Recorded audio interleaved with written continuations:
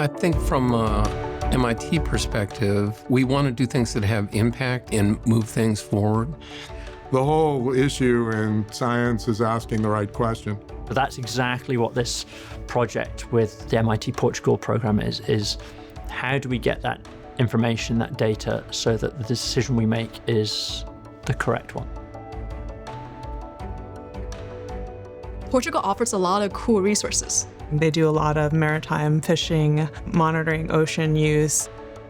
The MIT Portugal program is structured with these kind of research pillars, and so there are different kinds of subjects that you can work under.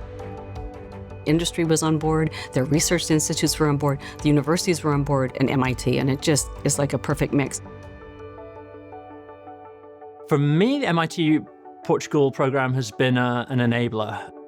There's about $20 trillion worth of minerals down just in certain parts of the ocean.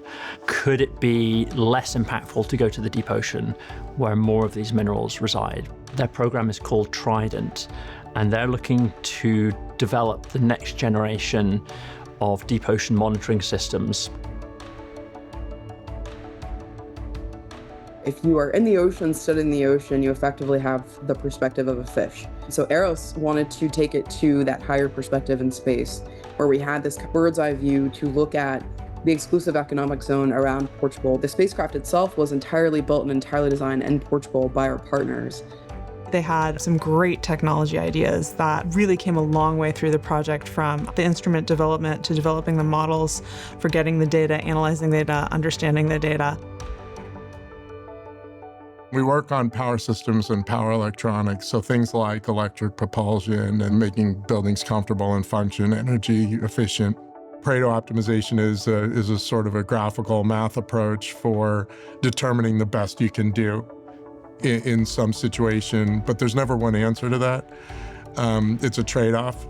Is what do people need? What's actually helpful that's not obvious? What has ancillary benefits that we didn't predict?